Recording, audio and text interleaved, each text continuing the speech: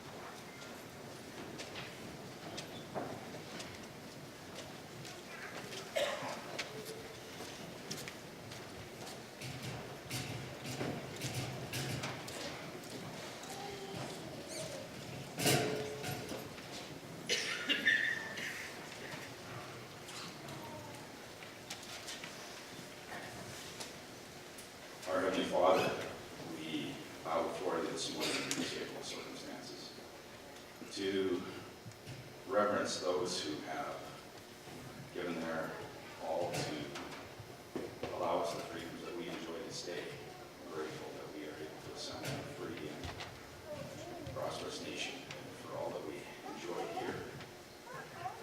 We are very grateful for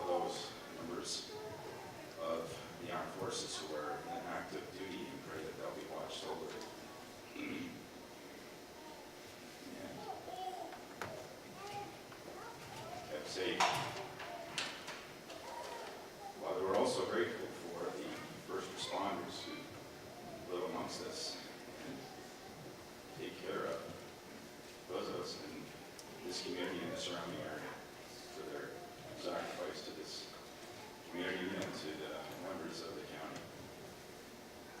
We're grateful, Father, for the blessings that we enjoy and for the prosperity that is ours to enjoy, and pray that we'll be generous to others. We ask for thy Spirit to attend with us in the name of Jesus Christ. Amen.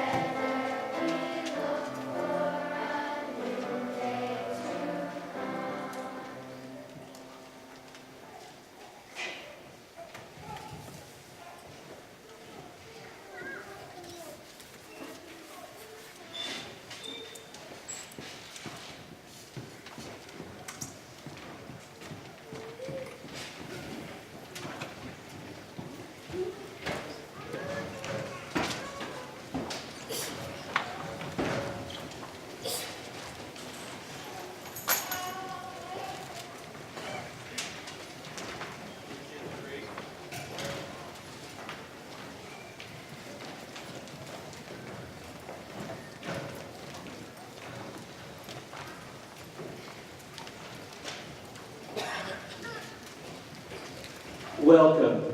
It's so good to have you here. My name is Dennis Barnes. I'm a counselor with the town of Cardston, and currently be serving as the deputy mayor for the next 8 months. It's my pleasure to welcome you here. This is a special day as we commemorate Remembrance Day for 2017. A day when our communities come together to honor our fallen heroes, our veterans, and all those who served and presently serve this great country under the Canadian flag. It's a day when we feel gratitude for men and women in uniform who protect our local communities. It's a day when we need to pause and reflect on the democratic values that we cherish as a Canadian society. It's a day when we need to think on the price of freedom and the heroic human sacrifice given so by so many lives for our country. At this time, I'd like to take time to welcome our MLA, Grant Hunter, the Town of Cardston Mayor, Maggie Cronin, and all the town councilors, Cardston County Deputy Reed Kevin Quinton, and Cardston County councilors, members of the Legion Honor Guard, veterans, members of the military, members of the RCMP, members of Canada Border Services Agency, members of Correctional Services Canada, members of our emergency services, scouts and guides, and Cubs, citizens of Cardston of the county, invited guests and friends. 2017 marks 100 years since the battle at Vimy Ridge. April 9, 1917, Easter Monday, an epic battle of World War I, a day when Canadian forces stormed a strategic bridge and took it from German soldiers. As this year marks the 100 years since that battle, we've asked our Mayor, Mrs. Maggie Cronin, to be our guest speaker today. Not because of her direct connections to any of our fallen local heroes, but because of her personal connections with Vimy Ridge. When posted in Belgium on Sheikh NATO base near the French border, she had the privilege with her husband Don and Canadian military personnel to visit Vimy and many other Canadian fields of battle. Doing so with a Canadian battlefield historian as their guide. In turn, she also had the honor to become a guide for hundreds of Canadian and Belgian students as they were on that field trip.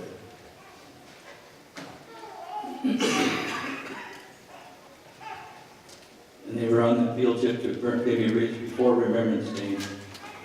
As a dual citizen and French and Canadian, Vimy resonate deeply in our heart, and we're happy to speak to us, to share our stories.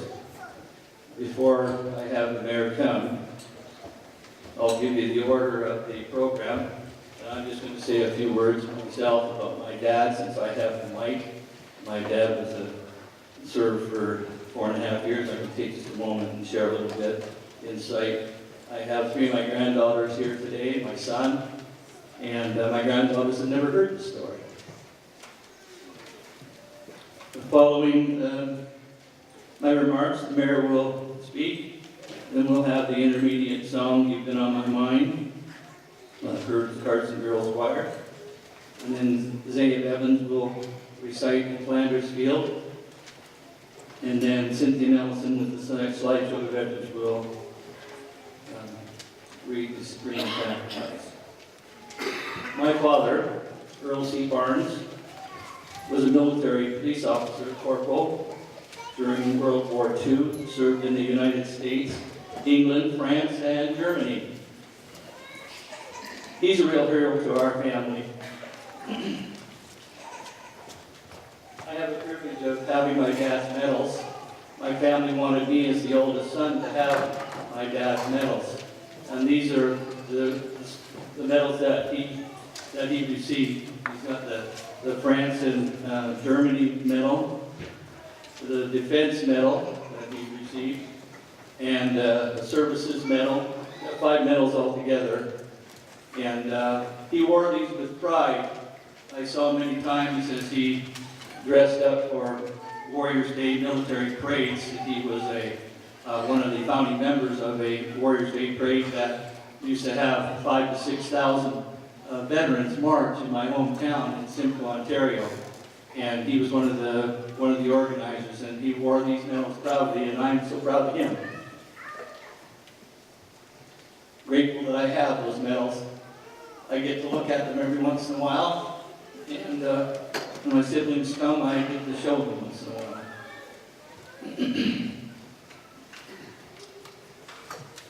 I'm so grateful for the cause of freedom that he served for our country. There are many stories that I could share that my dad shared with me, very emotional experiences that he had, but that would take too long. I will, however, share to me a great story of near tragedy and a blessing at the same time. My father was on active duty as a corporal. He was a motorcycle police, and he was on the front lines, taking prisoners, carrying messages to the commanders and back and forth. So he was always in harm's way. And while on patrol in France, he was shot and suffered very serious shrapnel wounds to his leg. And he was shipped off to London, England, and spent the next year recuperating, recovering, and going through many treatments, very painful treatments, to be able to walk again. And he had to be trained how to walk again. It was a very impatient time for him. At the time, he thought that he was going to be mustered out home to Canada, and after a year, one of the military officers came to thank him for his service, and then gave him new orders to ship back to the front in France. And that was a very, very emotional time for him, as he thought he was going home. So he spent another couple of years over in Europe, and serving on the front in France. And on his return, he was put in a special force. And as the war started winding down, my father was with those liberating forces. He liberated, along with his comrades, many towns and villages in France, and had the honor of going with his comrades, and there he helped to liberate 2 concentration camps. He helped to liberate Auschwitz. His many Jewish friends. My father was raised in Toronto, worked for a Jewish family. They were the owners and manufacturers of Tip Top Tailors, and my dad started his career working there. My grandfather was the head tailor for Tip Top Tailors. So he loved the Jewish people. And he felt it a privilege to be there at Auschwitz and help them. I won't share the horrors that he shared with me. Suffice to say that it was an awful sight for him to be there. And later he went also to Belgian prison, and there helped to liberate those terrible, suffering people there. I remember as he shared with me, we both cried like babies as he remembered the horrors, the scenes that he saw there. I will always be grateful to my father and to many, many other men and women like him who served equally valiantly. And I'm so grateful today for the freedoms that we have. My father spent an active duty of 4.5 years. And then he was an active member of the Legion and the Army Navy for many, many years after he returned home, for almost 50 years. And I'll never forget it. Kind words of many people who shared with me their love for my father. He was supposed to take the salute at the annual Warriors Day parade back about 20 years ago. He suffered a heart attack while he was down there waiting to have his opportunity to do that. And so I was given the great privilege to stand by the man on behalf of my dad to give the salute to the thousands of soldiers that marched there at that parade in my hometown at our county fair. And I'm so grateful for that. Just a reminder before we follow on with the program, there will be a special opening at the Courthouse Museum. It will be open from 11 o'clock till 2 o'clock, and all are invited to the Courthouse Museum to enjoy the exhibits. There will be no admission charge, and there will be refreshments served there. So those of you who would like to do that, that'd be wonderful. At this time, I will turn the time over to Mayor Cronin. Thank you.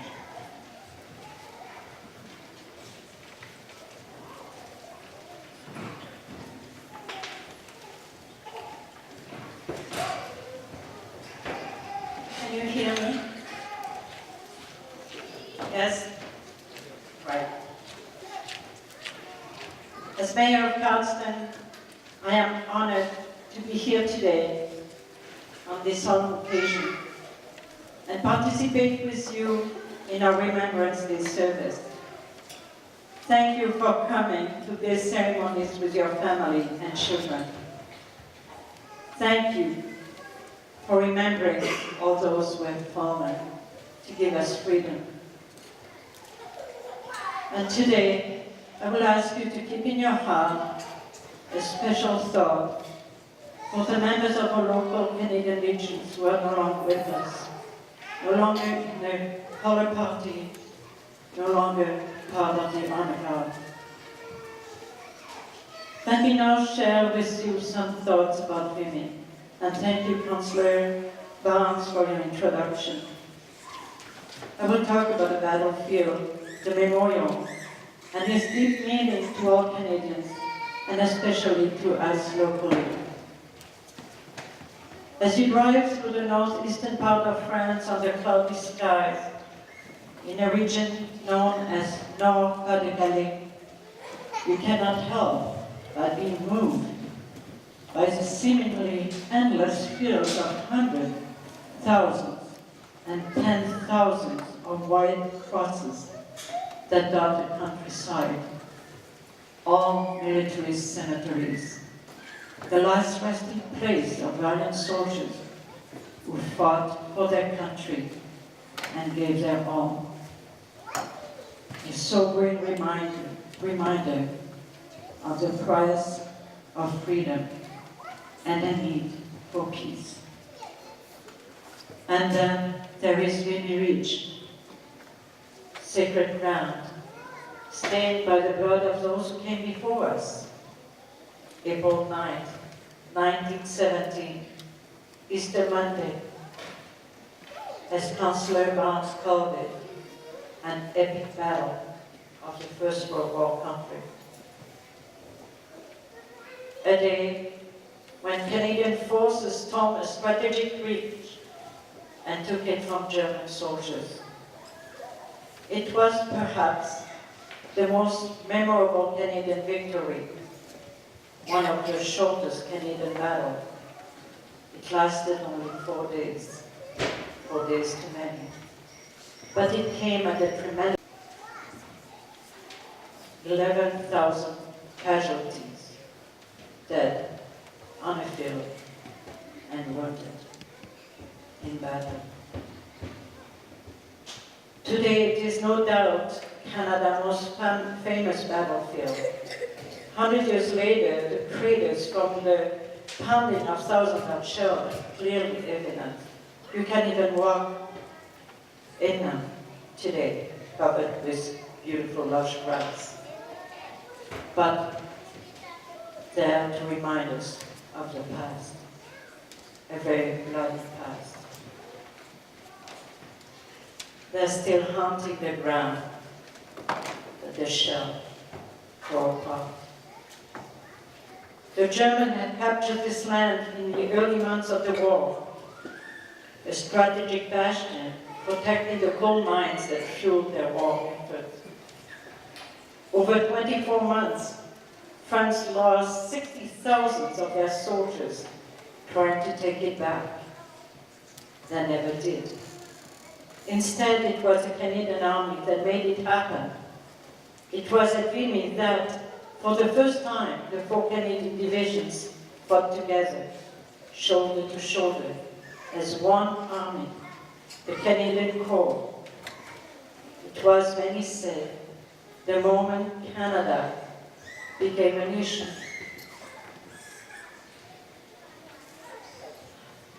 The battle captured the imagination of all Canadians. It gave renewed hope to Allied forces and to the homeland.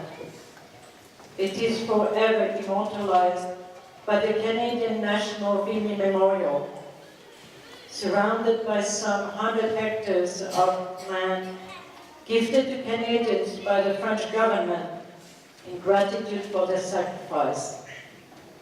This monument stands on Hill 145, 60 meters above ground, the highest hill on a ridge storm on that April 9th by the Canadian Corps, under the general command of British Lieutenant General Julian Byng, with Canadian Major General Arthur Currie as commander of the 1st Division. The Vimy Memorial is a creation of Toronto architect and sculptor Walter Seymour Allward. In a 1921 interview, Walter Allward revealed the source of his inspiration. He shared, "When things were at their blackest in France, I went to sleep one night. After dwelling on all the muck and misery over there, my spirit was like a thing tormented. I dreamed I was in a great battlefield. I saw our men going in by the thousand and being mowed down by the sickle of death. Suffering beyond endurance of the sight, I turned my eyes and found myself looking down an avenue of poplars. Suddenly, through the avenue, I saw thousands marching to the aid of our armies. They were the dead. They rose in masses, filed silently by, and entered the fight to aid the living. So vivid was this impression that when I awoke, it stayed with me for months. Without the dead, we are helpless." So I have tried to show this in this monument to Canada's fallen, what we owe them, and we will forever owe them. While posted in Belgium, I visited Vimy on many occasions, with my husband, with friends, with Canadian and Belgian students and military personnel. Always in awe at the sacrifice of a nation for the freedom of my motherland, France. And feeling an amazing sense of gratitude for being Canadian and able to serve under the Canadian flag. Never will I ever take freedom for granted. It came at such a price. We walked in the tunnels, 8 feet underground, to get a sense of what happened on that Easter Sunday, the day before the heroic Battle of Vimy. Today, the tunnels are wide, well lit and dry. Then they were low, narrow, dark, muddy, and rat-infested. That night, 15,000 soldiers of the Canadian Corps filed in the 13 underground tunnels all along the ridge, each man carrying some 60 pounds of weapons and tools, guided by a string of faint flickering electric light bulbs. They marched in silence, well over a kilometer, to reach the frontline accesses to the trenches. In these dark tunnels, they took their position, standing, resting on a wall, sitting on boxes of ammunition, some writing a letter to loved one, or leaving their marks on the walls, but all anxiously waiting for the assault on a ridge at precisely 5:30 a.m. that Easter Monday. I walked in the Canadian trenches and looked over the German positions, some only 50 feet apart from enemy's fire. I tried to visualize the scene that unfolded here 100 years ago on that snowy and bitter cold morning, when under cover of a sonic thunderclapping barrage of fire, all Canadian troops erupted from the tunnels, launching out of the trenches and storming the ridge under a fiery rain of enemy shells and mortar. Ferociously resolute to take it, running precisely 100 meters every 3 minutes under cover of the artillery fire. Some losing their boots in the muck, but still rushing forward, ever forward, to reach their objectives and push the enemy off the top of the ridge. Such feat, such casualty, such sacrifice. I visited the sobering Canadian Museum with its time period memorabilia and cringed at the horror of the action on the battlefield. And yet, notwithstanding the blood, the gore, the wounded, and the mangled bodies, on April 12, 1917, the United Canadian Corps achieved an incredible victory with the support and cover of heavy British artillery on their flanks. At the end of 4 days of brutal assault on the ridge and beyond, the loss of Canadian soldiers was staggering. 3,998 dead and 7,004 wounded. Almost 1,000 soldiers without an own grave, whose names are forever remembered on a vivid memorial. And 3,000 white crosses standing row by row in a nearby Vimy Canadian cemetery and surrounding cemeteries. The price of freedom for which I am forever grateful. Today, the Canadian National Vimy Memorial stands as a powerful and inspiring monument to the memory to all the fallen Canadians in the First World War conflict. Its construction started in 1925, and 11 years later, it was dedicated by King Edward VIII, the uncle of our present Queen Elizabeth. The monument stands on land surrounded by a park of Canadian trees and shrubs, planted in great masses to resemble the woods and forests of Canada. Wooded parklands surround the grassy slopes of the approaches around the memorial. A reverent and serene feeling permeates the grounds. Gazing from a distance, you are struck at the imposing monument, its strength, its beauty, its majesty. Two pylons emerging from the base and reaching high in the sky represented the two forces, Canadian and French. Closer up, 20 stone sculptures, some a symbolic and visual representation of ideals that the troop fought to protect, such as faith, justice, peace, and hope. It does not depict soldiers, guns, or symbols of warfare. Rather, at the base of the strong, impregnable wall of defense, two sets of sculptures, the defenders, one group representing the breaking of the sword, and the other the sympathy of the Canadian for the helpless. Two very Canadian values, peacekeeping and compassion, that are so much part of the fabric of our nation. It is not about glory, but rather about loss and suffering, represented by the heroic figure of Mother Canada, standing on a wall and brooding over the graves of a valiant dead. It is about the pain and mourning of fathers and mothers over the loss of their loved one, a son, a father, a husband, a beloved relative. It is about the loss of 60,000 Canadian soldiers killed in the Great War and to whom this monument is raised. It is about those First World War Canadian soldiers who died with unknown graves and whose names are inscribed on the surrounding walls of the monument.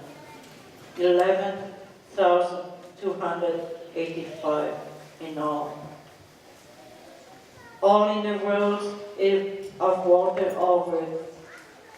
It is about the sacrifice, the spirit of sacrifice, who giving his all throws a torch to his comrade, an echo of John McCrae's words, the torch. Be yours to hold it high. If ye break faith with us who die, we shall not sleep. Today, I like to honor 9 of our local fallen heroes whose frame stories are resting on easel right by the wall and the side of the pulpit. All of them voluntarily enlisted in the army starting January 1915, right up to June 1916, to serve king and country in the name of freedom. All were trained in southern Alberta. All embarked in Halifax in September or October 1916 for the voyage across the Atlantic as part of the Canadian Overseas Expeditionary Forces. In England, at their new training camp, some were assigned to new battalions before being transferred to France to take place in the war of trenches in the last months of the Battle of the Somme. They survived this trying field of action and were all part of the Canadian Corps for the Battle of Vimy Ridge in the Pas-de-Calais. All fought in that heroic battle. Today, I will give them a voice.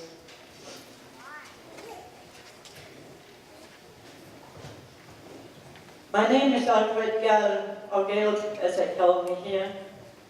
April 7, 1917, killed in action while assaulting a German position on the northern part of the ridge, 2 days before the big Battle of Vimy. I was 19 years old. I rest in peace in La Chaudière Military Cemetery, located at the foot of the ridge, the first of the local boys to die at Vimy. A son of France, but very Canadian at heart.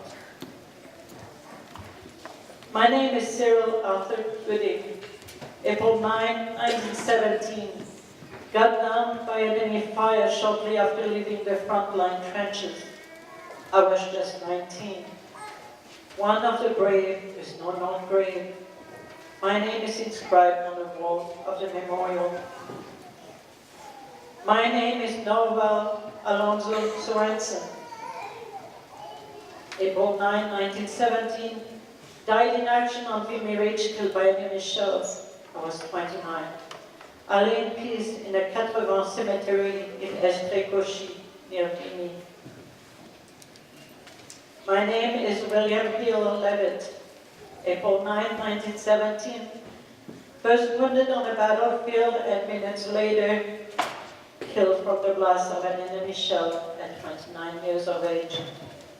Leaving behind my young bride, Lynn Davis, who were just married 2 months when I left home for the front. I'm buried in La Targette British Cemetery in Neuville-Saint-Vaast, near Vimy. My name is Randolph Cecil Booth. April 9, 1917, wounded on the battlefield and killed in action on Vimy Ridge. I do not have an own grave. I was also 29 years old. My name is engraved on the Vimy Memorial. My name is Alexander George Dower. April 9, 1917, bravely wounded on the battlefield and compassionately tended by Charlie Broadbent. April 11, died in his arm, leaving behind my dear wife.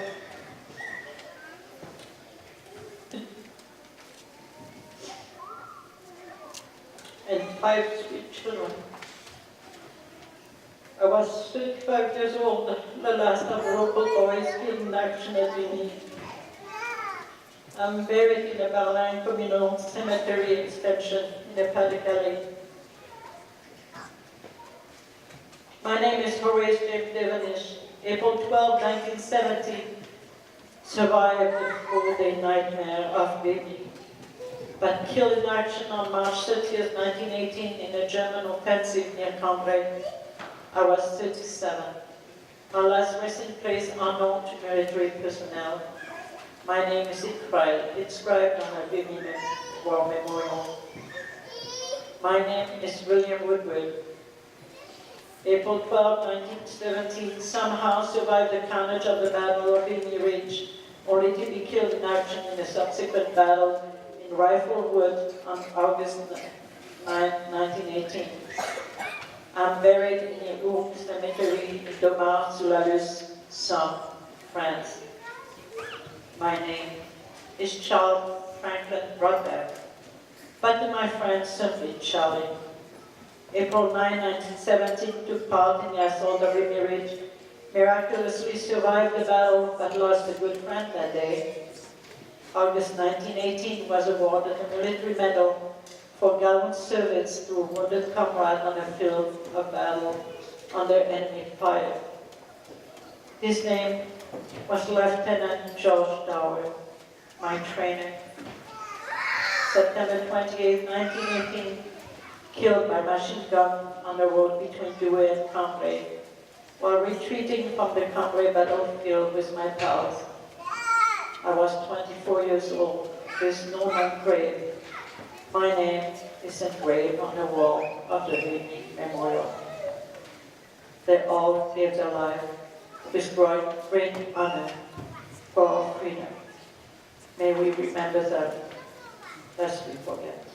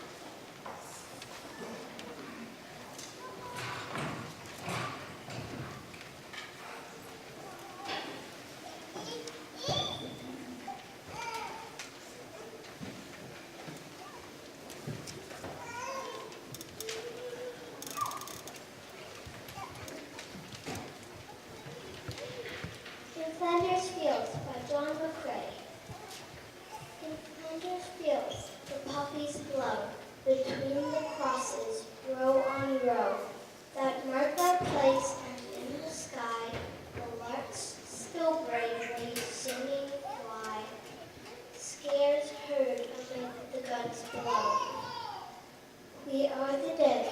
4 days ago we lived, felt dawn, saw sunset glow, loved and were loved, and now we lie in Flanders fields. Take up our quarrel with the foe. To you from failing hands we throw the torch. To yours to hold it high. If ye break faith with us who die, we shall not sleep. The poppies grow in Flanders fields.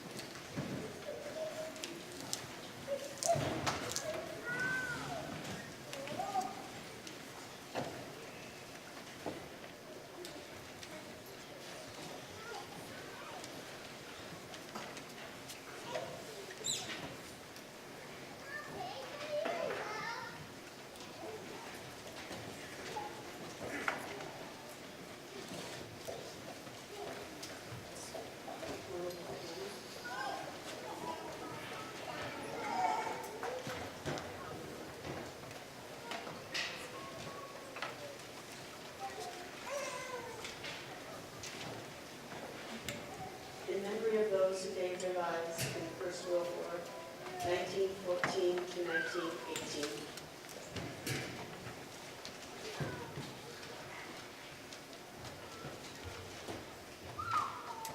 Private Randall Cecil Booth.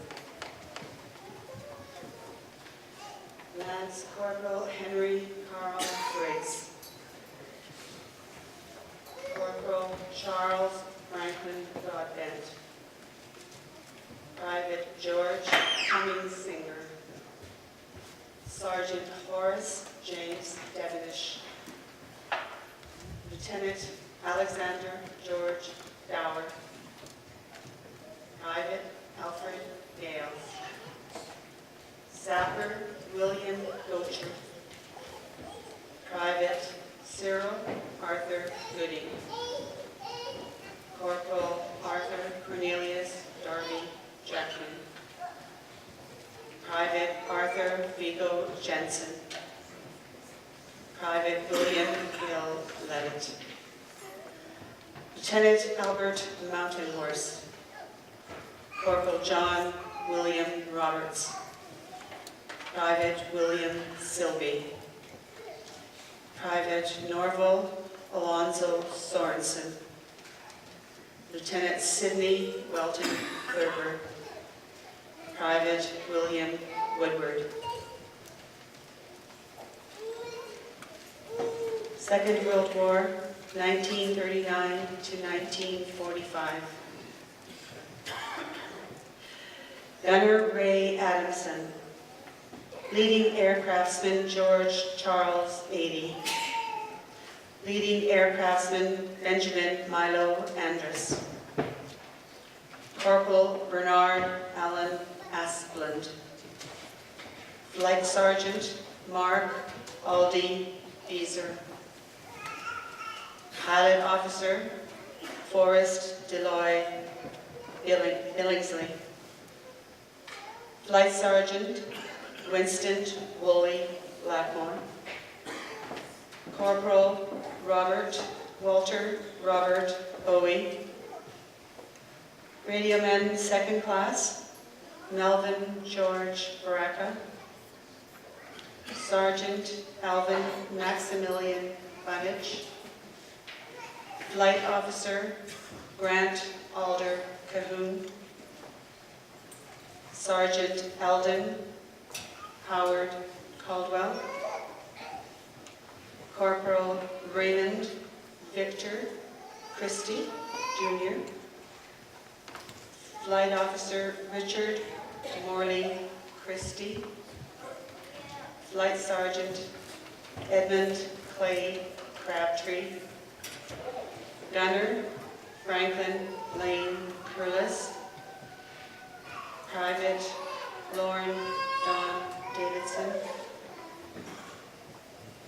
Sergeant Arthur Davies. Warrant Officer, 2nd Class, Lawrence Ward Davies. Flight Officer, Thomas Rex Forsyth. Corporal, Merton Baxter Franklin. Private Morton Edwin Goebel. Pilot Officer, Elmer James Hagan. Pilot Officer, Ezra Malloy Hansen. Pilot Officer, Milton Whitehead Hansen. Flight Officer, Charles Broadbent Haslam. Flight Officer, Paul Wood Henderson. Pilot Officer, Harold Frederick Henniger. Flight Sergeant, Lloyd Ellison Holland. Flight Lieutenant, Eldon Easton Curl. Warrant Officer, 2nd Class, Joseph Franklin Law. Flight Officer, Douglas Bain Levitt. Private George Joseph Lightfoot. Private 1st Class, Charles Brennan Lilbert. Pilot Officer, Dwayne Earl Libbert. Flight Officer, Merlin Lee Matkin. Sergeant, Philip Keith Matkin. Sergeant, Leslie John McMurray. Sergeant, Peter Jacob Martinez Mutterman. Rifleman, George William Rawlings. Pilot Officer, Dallas Rex Robinson. Private, Leslie Schubert. Sapper, George Henry Shattuck. Flight Officer, Adam Jordan Sheen. Flight Sergeant, Seth Mark Thomas. Sergeant George Pat Tyson. Lance Corporal Augustus William Whidden. Bombardier John Walter Wiley. Flight Officer DeVoe Wolf.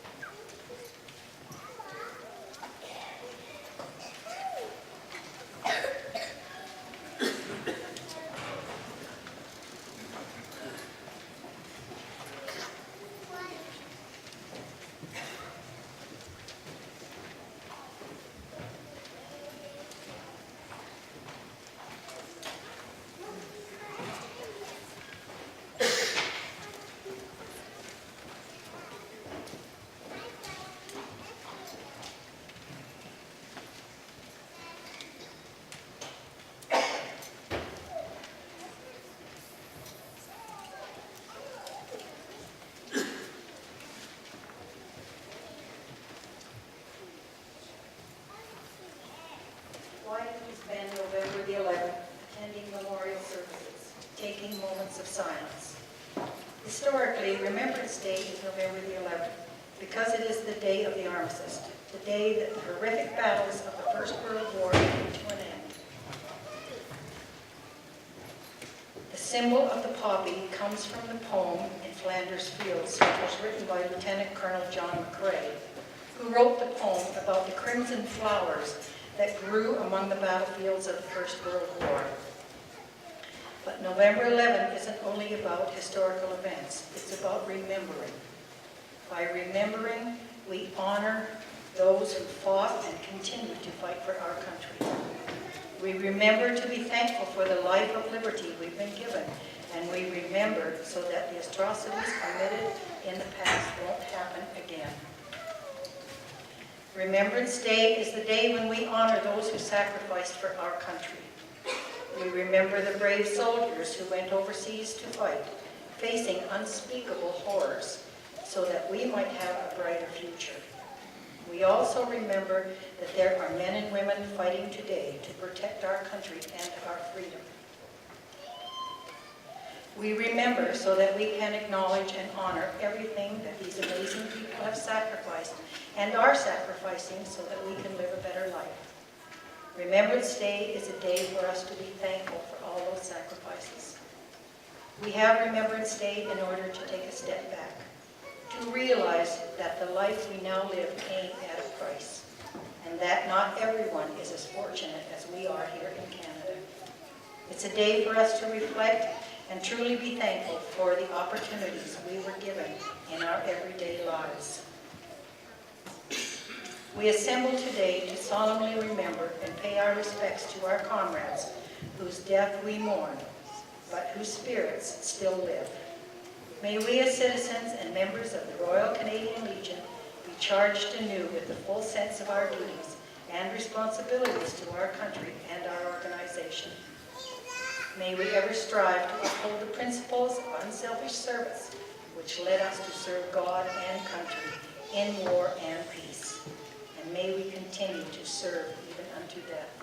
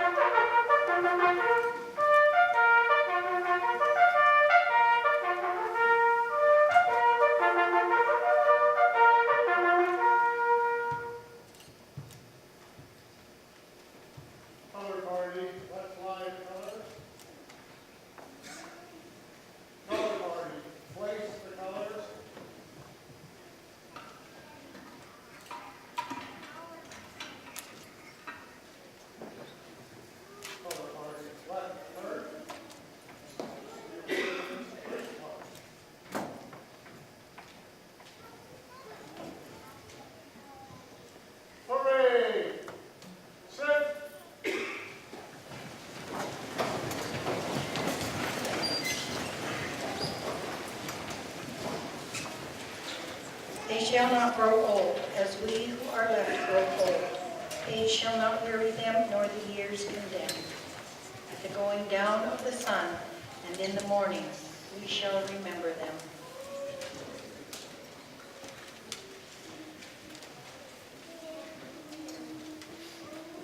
Go right, lay our wreaths now.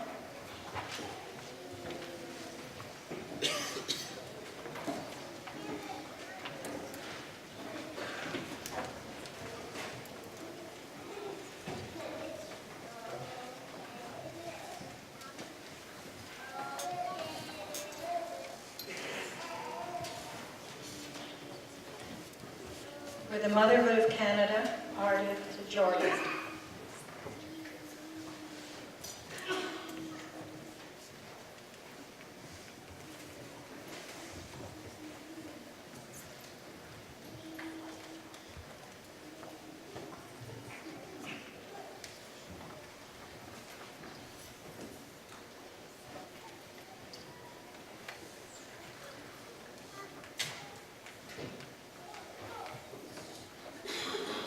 For our country, Canada, at Stapleton.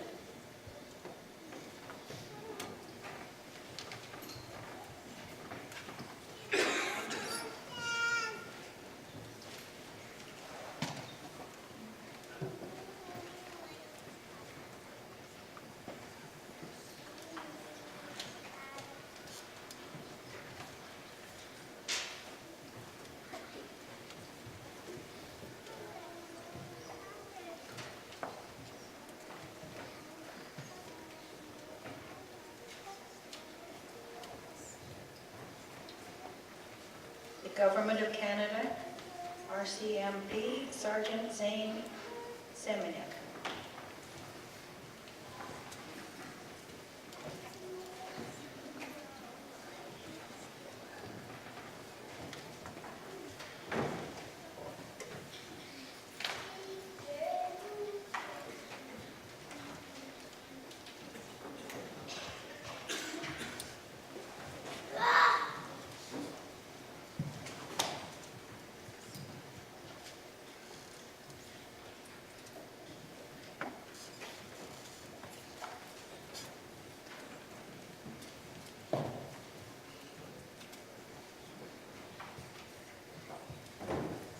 Province of Alberta, Grant Hunter.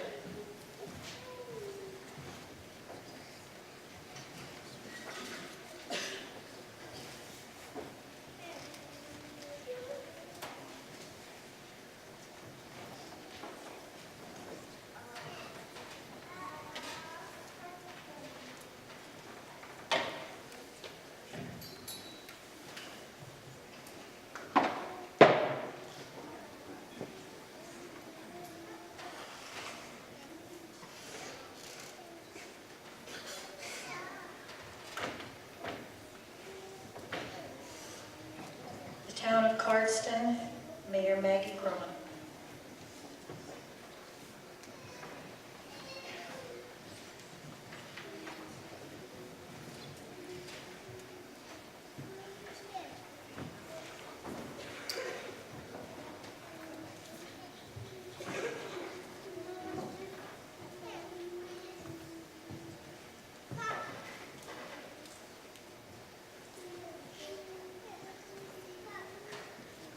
Cardston County, Deputy Reeve Kevin Quinn.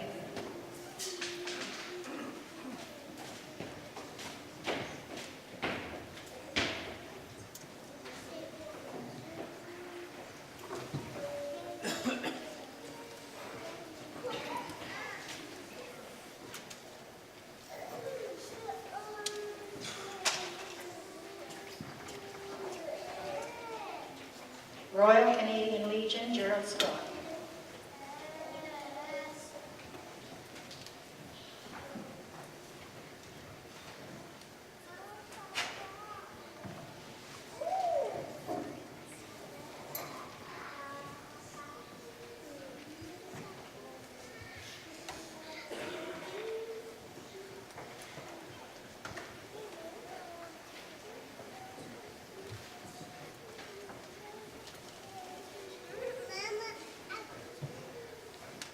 Ladies Auxiliary, Little Corn.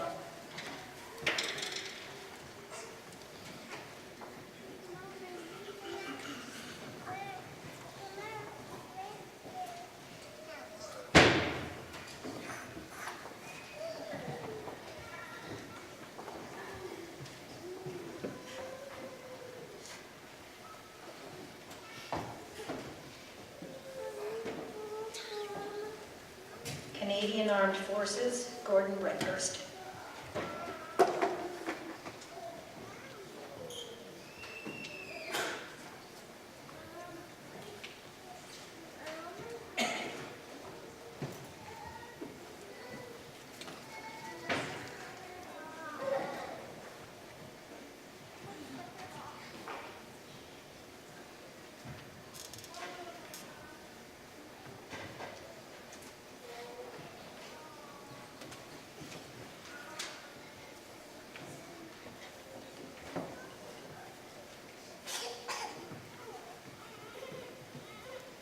Hong Kong veterans, Cincy Mellison.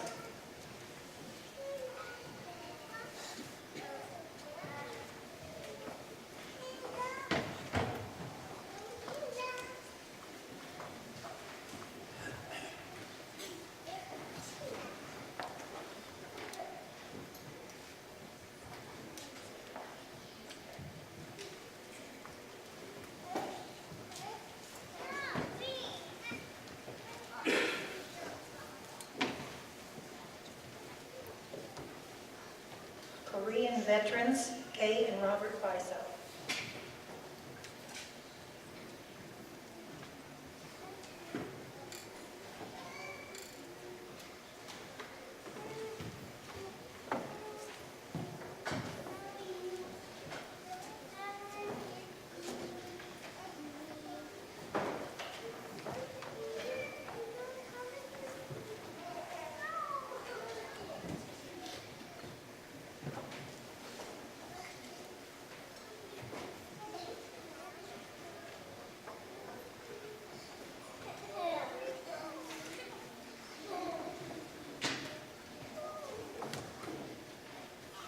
RCMP, Constable Don Fraser.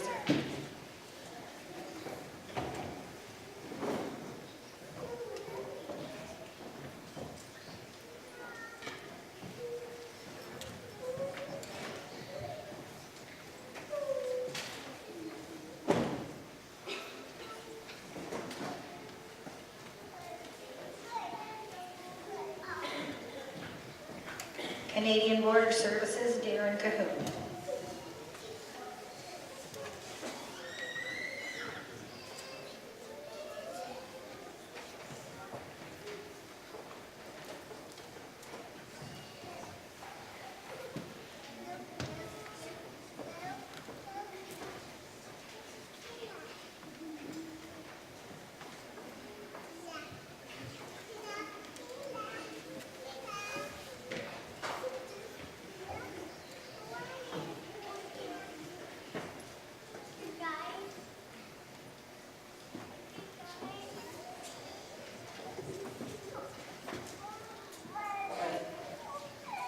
Corrections Canada, Cody Bevins.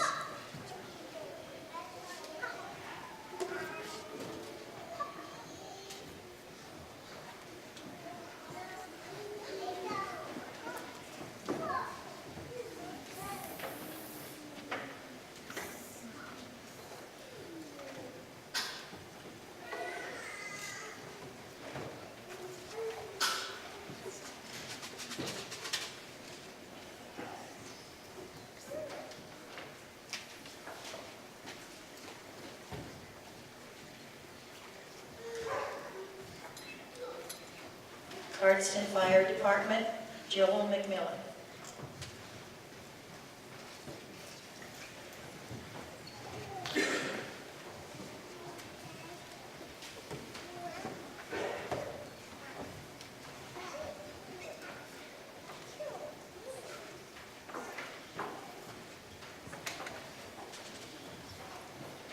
The Rotary Club,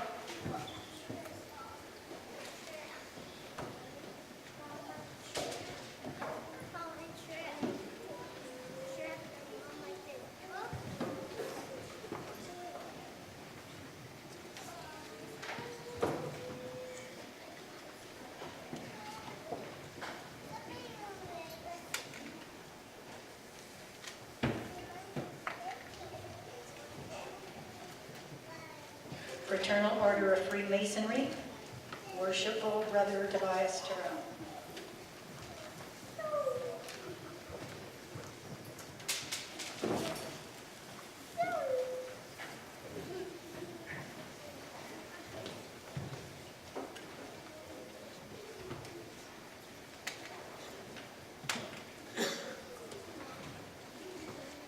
The Lions Club, Lil Kwan.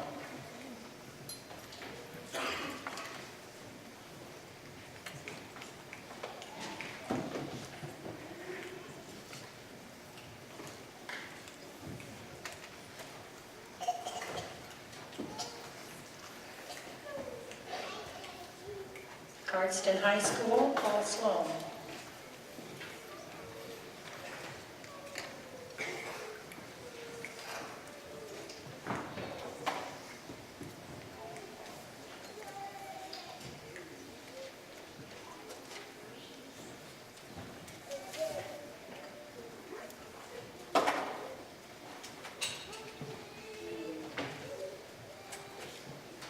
And the Girl Guides.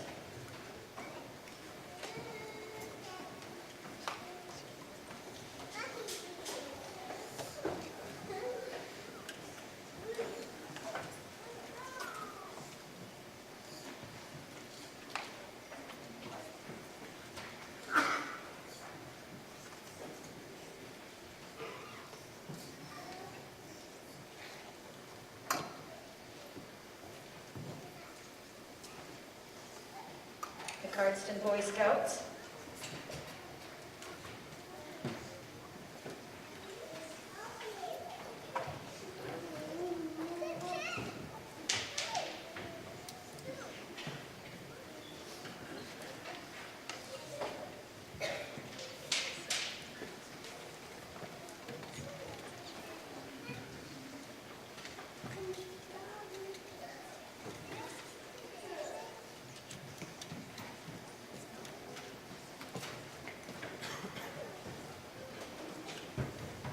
The Mountain View Boy Scouts, or Cub Scouts. No one here? That was 11, wasn't it? That was the 11th, not the Cardston Scouts, that just came up. Okay, for the grandfather, Pilot Officer Arthur Nichols. Leonard Nichols is going to later read.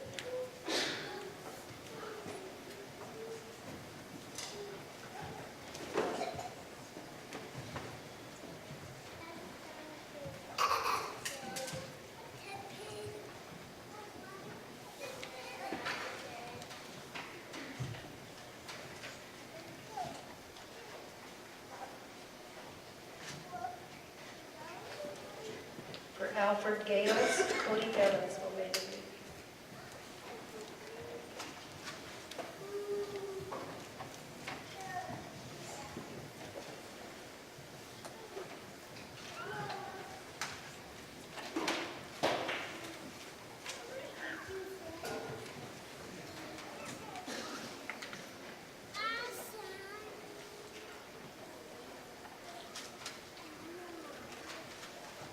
For their father, Alvin Bunnage, a member of the Bunnage family.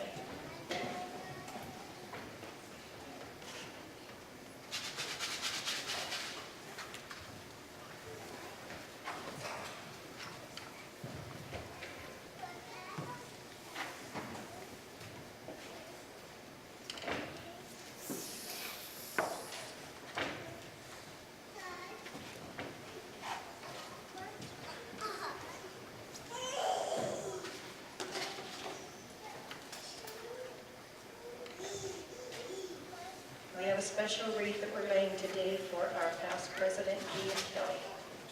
Cynthia Mallinson will lay that wreath.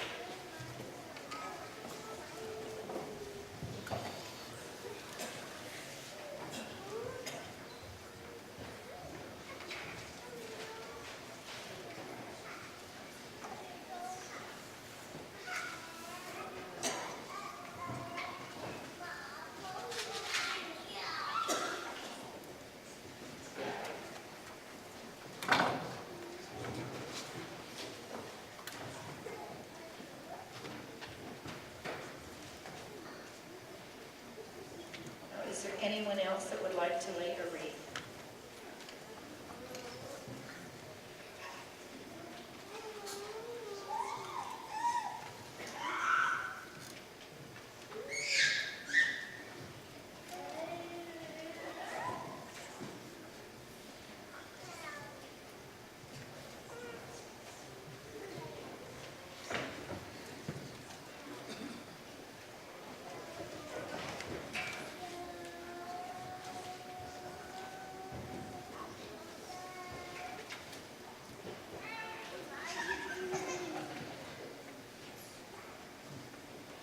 Anyone else?